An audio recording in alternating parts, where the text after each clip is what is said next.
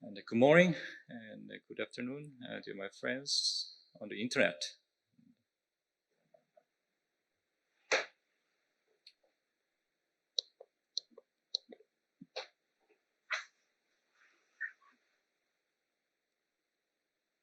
Okay. We started Journey for Smart Navigation project in 2013 for safer and greener ocean. And we have been with you, together with you, since the very beginning of the project. And we have organized opportunities for going together. And we have celebrated our promises of going together. And being inspired, lessons learned from our joint sea trials, and considering features of maritime traffics in Korean waters, and while keeping back our tears on the national sorrow, and embracing all the IMO strategies on the e-navigation, and also embracing all our experiences on the MCP. We created a concept of smart navigation.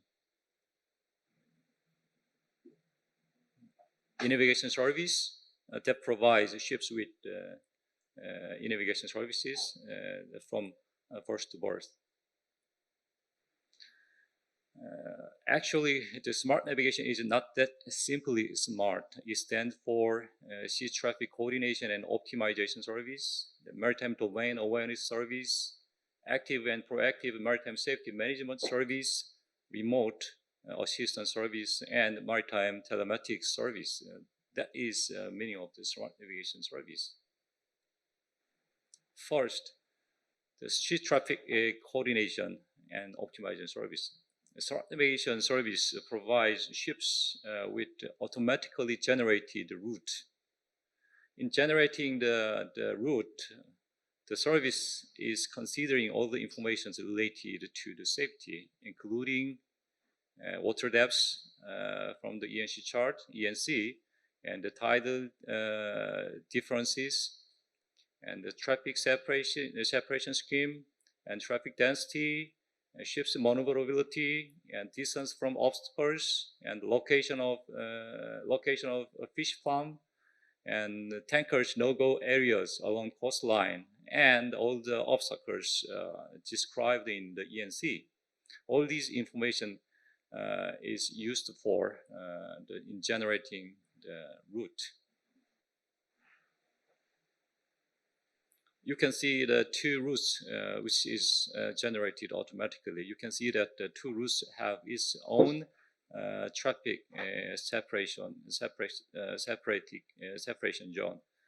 Two traffic separation zones are dedicated for its own destination. So even this kind of very complex situation could be applied for generation in generation of the route. Automatic generation of the route. Next one is maritime domain awareness. The smart navigation is aware of what is going on in Korean waters. And it knows the risk of collision, and it knows the risk of grounding, and it knows what is going on shipboard system, including the stability changes and the machine failures on board. All these things are monitored and being aware by the shore side. And if something happens, if something could happen, smart navigation provides information in advance of mishaps or accidents. So if something happened, it provides information for mitigation of the result. So it prevents accident, and it reduces the damage of the accident, loss of accident. So we can call this as active and proactive maritime safety management. This shows that each of service, what kind of services, what kind of information could be provided by each of services from service 10 to service 52. Next one is remote assistance service. If there is something, if something happens at sea, smart navigation will provide support from the shore side. And if someone asks for help at sea, smart navigation will be there to assist you by providing information and by providing information and by providing comments from shore side. All the safety-related informations are delivered automatically, digitally and automatically. A smart navigation service itself can be called as maritime telematics service, which is comparable to telematics service in land. Thus, as smart navigation service is not that simply smart, it requires a sophisticated architecture to support common maritime data structure in S100 format and to incorporate the MCP in its architecture. And once again, embracing all the IMO strategies of navigation architecture. So we have designed the smart navigation architecture to satisfy all the requirements I told. And as we have been involved in the development of maritime connectivity platform since it's the very early beginning, we have considered MCP development in our project period. Like this, we have action item and work item for development of the maritime connectivity platform. That time, maritime cloud.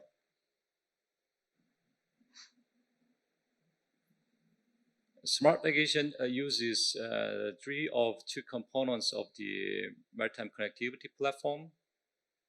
This is a more detailed diagram for how the MCP is incorporated into the maritime the smart navigation architecture. The purple one is the operational instance for smart navigation service that is dedicated for delivering information to the smart navigation subscribers, and the orange one is the open instance for researchers and developers. So far, we have successfully federated two types of instances. That means you can send a message from the test and open instance to the smart navigation or operation instance and vice versa. So at least you can see two proper instances of MMS and MIR for your uses of MCP. As I told, smart navigation uses just two components of the core components of the MCP, the MIR and MMS. By using MIR, we can generate the MRNs for every actors of smart navigation, including ECS ships, and services. Each of the MRN assigned for the actors are compatible with the MRNs for MCP domain. That means each of the actors could have two MRNs. One is for smart navigation domain, the other is for MCP domain. We have made rules for conversion and the mapping between them. So that means our MRN in smart navigation domain can be used for MCP in everywhere in the world. And we have our own vetting process. Sorry for this intentionally blurred image, because I don't know if we can expose this kind of process or not. So that's why I have blurred it intentionally. This is for validating the information which is described in the certificate. So after validating all the information, we can say that information in the certificate can be trusted. So we have our own vetting process, and this vetting process is very important for federation of the PKI.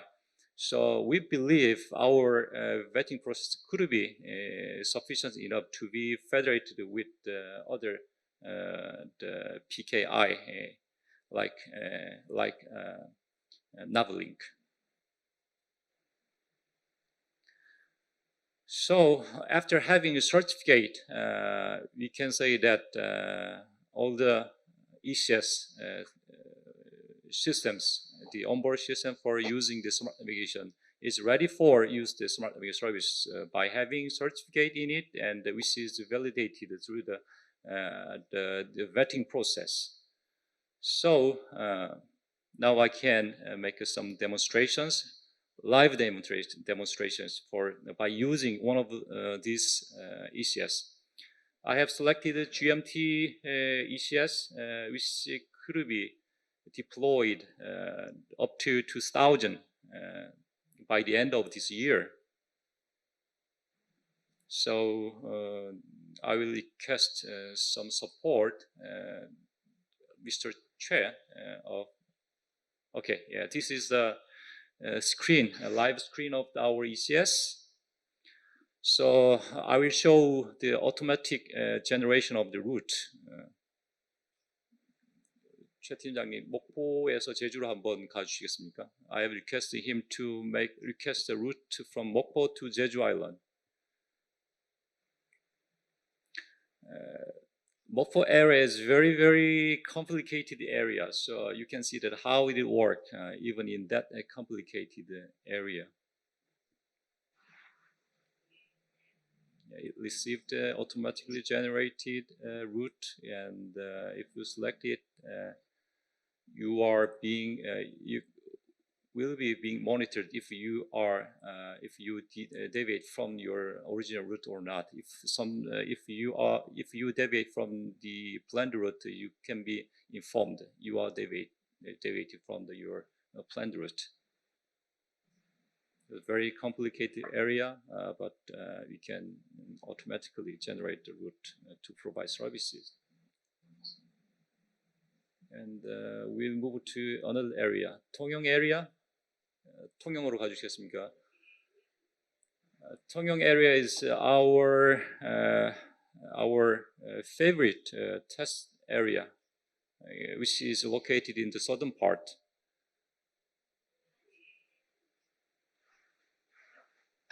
So most of our sea trials have been carried out in the 통영 area. Where the archipelago, we can see archipelago, and that means there could be some limitations in the visions for the navigators, and there is many no-go areas and fish farms, and that requires frequent information for navigation. So that is a perfect place for our sea trial. And now I can assume that there is some navigation warning in that area. So our shore center will send us a navigation warning right now, and so they are watching my presentation, and they will send some navigation warning instantly. Yeah, they are saying that there is a container drafting in the region of the marked region. So thank you for your help, Mr. Che. And 화면을 프레젠테이션으로 바꿔주시겠습니다.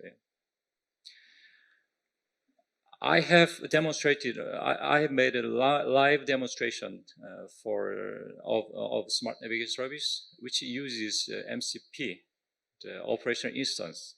So that means we have developed the smart navigation service, and we have developed the MCP, especially the MMS. So You have seen the two of live demonstrations. The first one is Smart Navigation Service, and the other is the MCP Live Demonstration. And I have something more to be shared, to share with you. In addition to our smart navigation service, we have made some contributions on the connectivity between the red tide sensor and its shore side. That means one of the most important thing for MOF is the predicting the red tide in advance. So they are surveying the seas to predict red tide. So far, their sensor data, sensor data gathered cannot be transmitted in real time. But after using the MMS for connection between them, they can collect their sensors data in real time scale.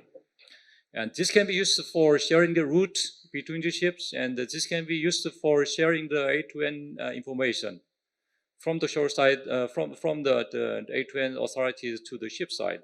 You can just specify the sender and the recipient, and then send it, and MMS will route it, and it will reach eventually the destination, the recipient. It's very simple.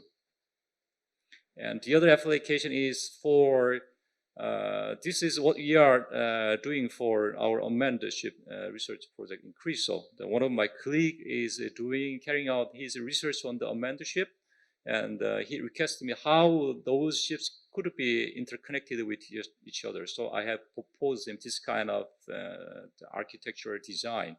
That means if we use the MMS in that way, we can make connectivity among ships or among stakeholders for the unmanned ship operation. And this is my small present for Andreas. And if we apply MMS for provision of VIS service, there will be no need to find out each ship's VIS endpoint. All you need is to specify the MRN of the recipients or your own ship, and remember your home MMS endpoint. That's all. So you can simplify your implementation of VIS in this way. Thank you. This is the end of my presentation. 감사합니다.